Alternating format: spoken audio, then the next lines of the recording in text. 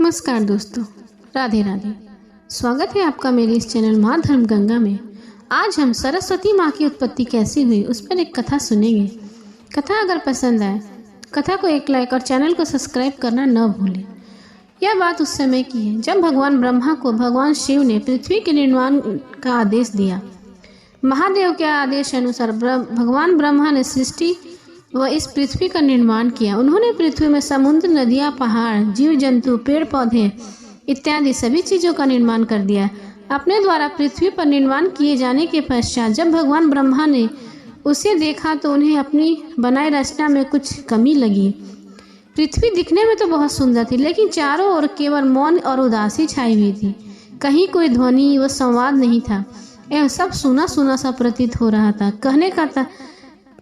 कहने का तात्पर्य यह हुआ कि पृथ्वी में कहीं कोई ध्वनि या संगीत नहीं था, जिस कारण पक्षियों के चहचहाने की, नदियों के बहने की, हवा की सरसराहट इत्यादि कुछ भी सुनाई नहीं पड़ रही थी। यह देखकर भगवान ब्रह्मा अपनी रचना पर अत्यंत दुखित हुए और इसका उपाय निकालने के लिए भगवान विष्णु के पास गए। सृष्टि निर्माण के पश्चात ब्रह्मा का विष्णु के पास जाना, दुखी मन से भगवान ब्रह्मा ने विष्णु लोक पहुँचे और उनके सामने अपनी समस्या रखी।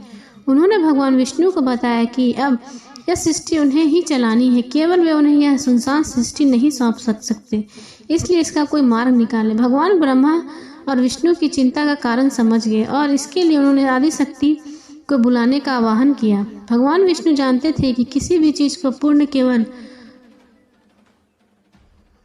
केवल पुरुष नहीं कर सकता, उसमें स्त्री का होना भी अति आवश्यक है। भगवान विष्णु द्वारा आवाहन किए जाने पर माँ आदि शक्ति वहाँ प्रकट हुई ताकि वह एक नए देवीय शक्ति को जन्म दे सके। माँ के प्रकट होने के बाद भगवान ब्रह्मा ने उन्हें सृष्टि का अवलोकन कर उसकी कमी को दूर करने की याचना की। माँ आदि शक्ति ने सृष्टि का गहन अध्ययन किया और पाया कि इसमें तत्व तो सभी विद्यमान है, लेकिन ध्वनि व संवाद की कमी है। साथ ही सृष्टि में बुद्धि व ज्ञान का भी अभाव है। अब माँ को एक नई शक्ति का विकास करना था जो सृष्टि की इस कमी को दूर कर सके। सृष्टि की कमी को दूर करने के लिए माँ दुर्गा के शरीर से एक तेज उत्पन्न हुआ और उसमें से श्वेत वस्त्रों से 4 हाथों वाली एक दिव्य नारी प्रकट हुई। उसमें अपने 2 हाथों में वीणा पकड़ रखी थी और तीसरे में वर्णमाला और चौथे में पुस्तक ले रखी थी। उस नारी का नाम सरस्वती रखा गया। माँ सरस्वती ने प्रकट होती ही अपनी वीणा के मधुर से संगीत बजाया।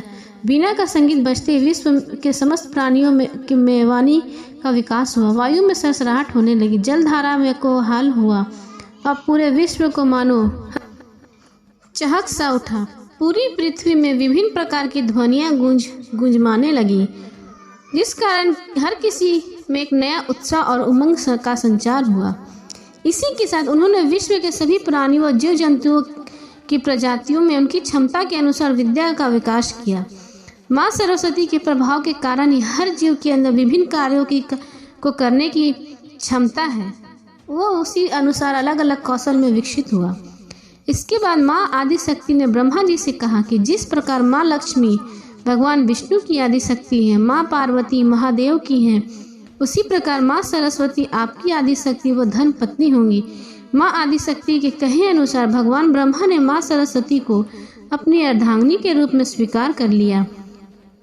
इस कारण हम सभी माँ सरस्वती को विद्या, बुद्धि, वीणा व संगीत की देवी मानकर पूजा करते हैं।